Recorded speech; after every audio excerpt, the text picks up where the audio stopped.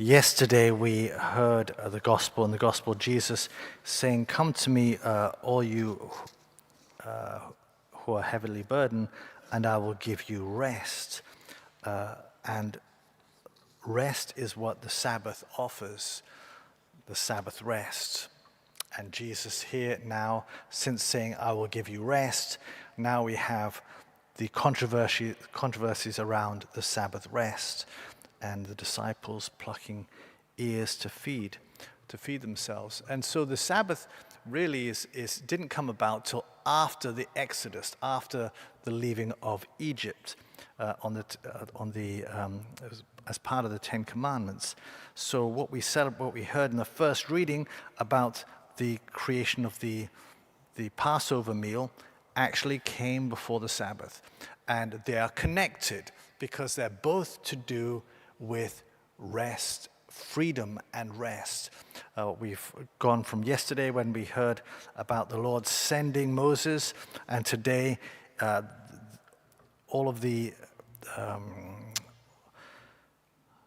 plagues have struck except for the last one. The last one is the death of the firstborn. And so the Lord desires to free his people from subjugation, from the burden that's been placed on them by Pharaoh. They are unable to rest. They have to work.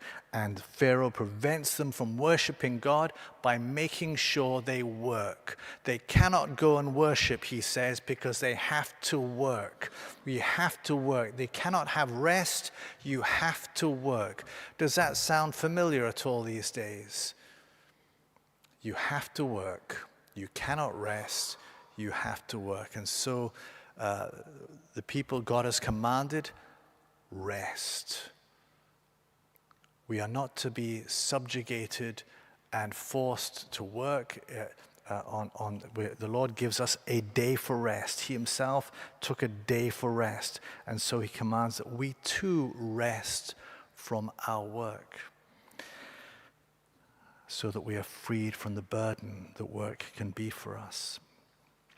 Anyway, so that's to help us to connect with that third commandment about keeping the Lord's Day holy, and that includes not working on the Sunday, unless, of course, it's a job that it's required for other people's lives, care workers, nurses, doctors, these sort of things, which are essential for people to continue to live. Where was I going with this? Yeah. And this boy, we could spend a lot of time on this text about the Sabbath. The destroyer, the angel of death, is coming over Egypt, and what prevents the people from being struck down by the angel of death? The death of the lamb. The lamb is slain.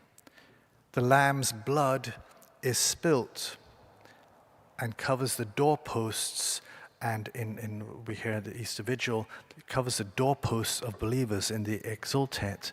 That blood covers us. When we're baptized, we're covered with the blood of the Lamb, and so the angel of death passes over us.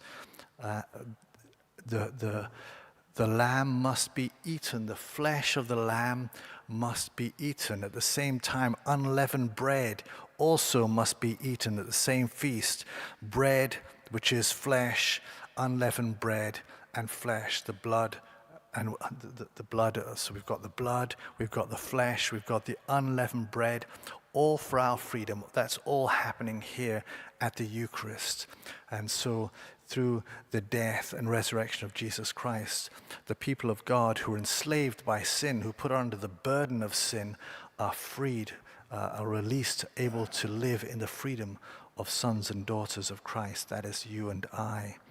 And so we should continue to live in that freedom, not allow ourselves to return to Egypt and to be enslaved once again.